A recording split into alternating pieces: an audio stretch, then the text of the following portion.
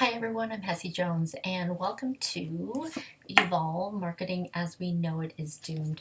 Daniel Newman and I had actually just published this book a couple of weeks ago on Amazon, and I thought as an introductory blog what I do is actually do a co-interview with him.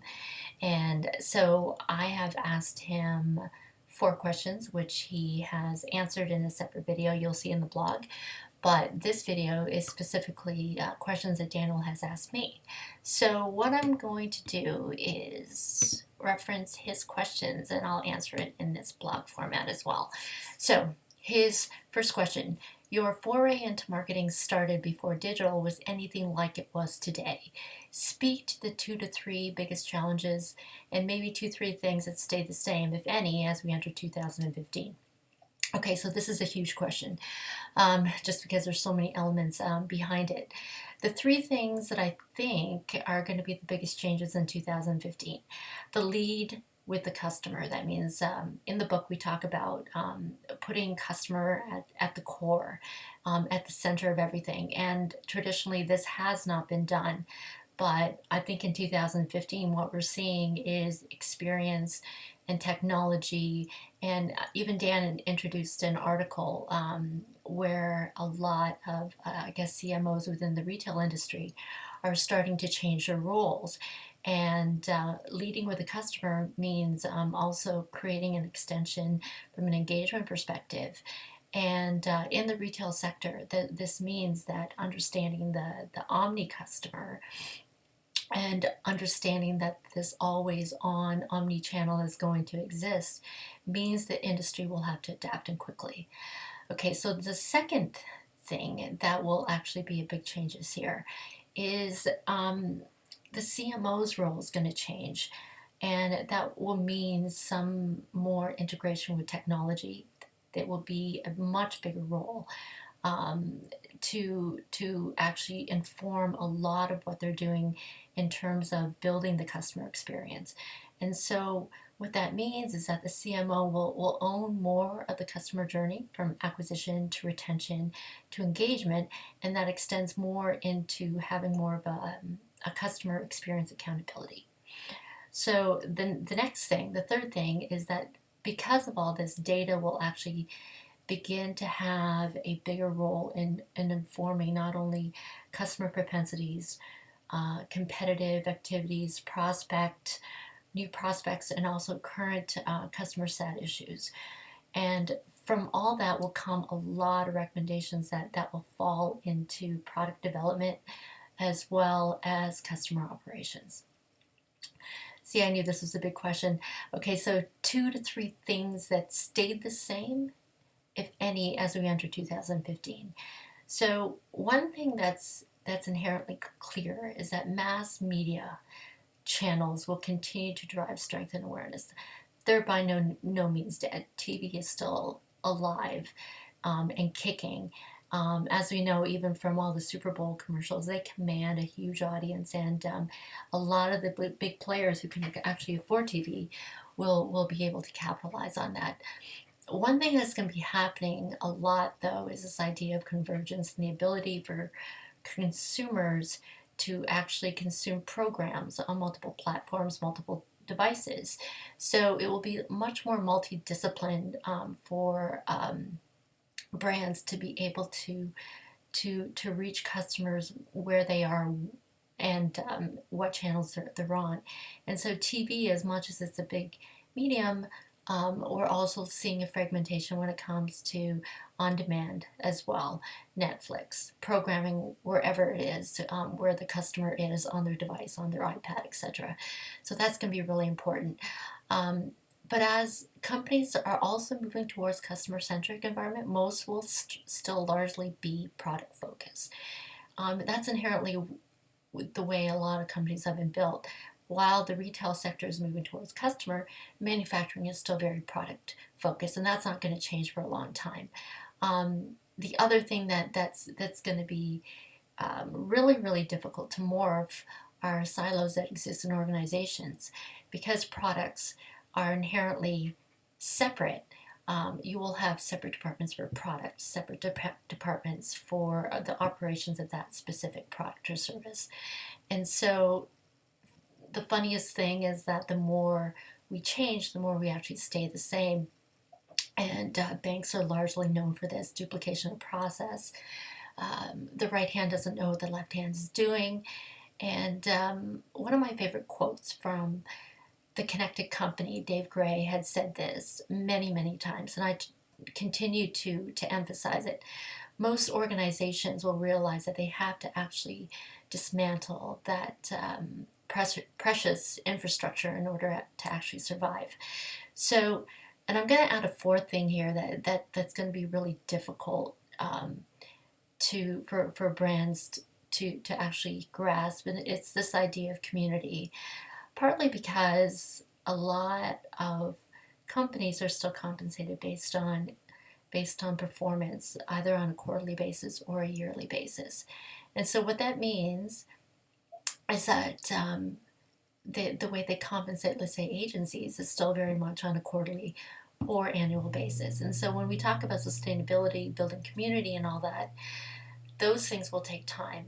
And trying to find an ROI in building a community, understanding that it's going to take a long time to ramp up, is very difficult. And so, largely, this role, which should live within an organization, will actually live still within the agency structure.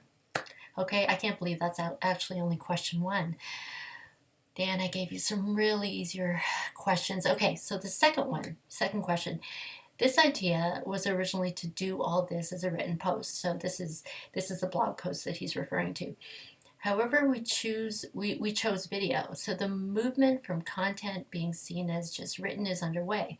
How do you think brands are doing at pushing the envelope for diverse content? I think brands are moving along really quickly. And I think, if anything, in the last couple of years or so, they're realizing not only the value of the content that they create, but the value of content that people create on their behalf, and that's user-generated side. And so Coke has done an amazing job of actually developing this thing called the Content Media Hub that allows them to curate all the public mentions of their content, as well as their own published content, all into one place, aggregating social networks from Facebook, Instagram, Pinterest, Tumblr, YouTube, Vimeo, and it becomes less of a brand hub, more of a brand mention hub. And so some of the best social hubs I've seen out there are the Dell IT Hub. I love the Intel IQ Hub. It's powered by its employees, and they're creating and curating stories out there. IBM Voices is a great one. It's an internal social content aggregation of tweets and videos, trending topics, all that kind of stuff. So in a lot of ways, brands are already pushing the envelope in terms of leveraging a lot of the social formats that are already out there. Third question. How do you think privacy laws are going to affect marketers going forward? With laws just coming into play, it's been a wild west, but will it stay that way? One thing that's really interesting is that privacy continues to be one of those topics that continues to challenge technology. As people continue to share their lives on social, all this data gets analyzed, it gets contextualized to bring a lot more meaning to marketers, a lot more meaning than we've ever had before, which is really exciting. Interestingly enough, though, it's also become a lot more meaningful to the government at large, which means that consumers become more informed, but also more wary of the way their information is being used. So while there are proponents for customers that have arisen like Axiom or Blue Kai, it's given a lot of power back to the consumer in terms of which categories or which brands they opt out of, and they don't want to share their information. But at the same time, they're there to educate the consumer in the merits and use of their data, and what happens when their data isn't used, and what that does in terms of limiting their experience, limiting the their convenience to specific products or services. But at the same time, there needs to be this balance between using the data responsibly. In the book, we talk about CASL, which is one law in Canada that's called the Canadian Anti-Spam Legislation that's actually started this year. And the problem with CASL is that it's extended to social networks. So there's this nuance of activity where we cannot really define privacy in terms of not only a direct message, but it could be any message that we put out on social networks. And as you know, with thousands and millions of conversations that happen on a daily basis, there's absolutely no way to properly police the identification or the use of spam. So that's going to challenge a lot of marketers. It's gonna also, I think, because of the fines themselves, there's going to have to be some strict rules on how this stuff is going to be policed, because they can't do it. But that's just one of the things that we need to look out for, as that law itself can get proliferated not only within the US but also Europe. All right, and last but not least, verdict time. So after much work went into this book, do you still believe that marketing is doomed? Okay, so let me say this. We wouldn't have named the book that if we didn't believe that. But on the other side, marketing is doomed in the traditional sense. I would say that marketing has always been really a one-way channel to sell a product, to create customers, to control the message. It's really been about the organization. Ads don't work. Well, not really, I guess. Customers can't easily be sold to, because these days it's about access proliferation. It's about peer influence. It's media fragmentation. Reviews drive purchase behavior, all that stuff. So what's happened is that this media attention commanded by the brand is starting to really wane.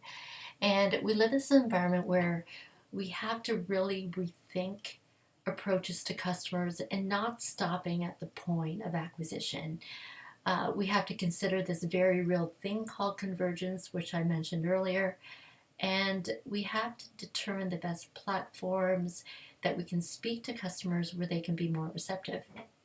We have to be able to adapt and stay ahead of not only the channels but the activities, because as we know, apps are, they're coming up all the time, and as many die within a day, 10 more pop up. So adoption is rampant, and it's fast. So we have to be able to adapt to some of that stuff. So if marketing is to progress with this as an environment, there's definitely a glimmer of hope that it will morph into a new discipline that will benefit both the organization and its customers. Okay, oh my God, that was a long one. So thank you, and I guess thank you for considering us, and we hope you read the book, and take care.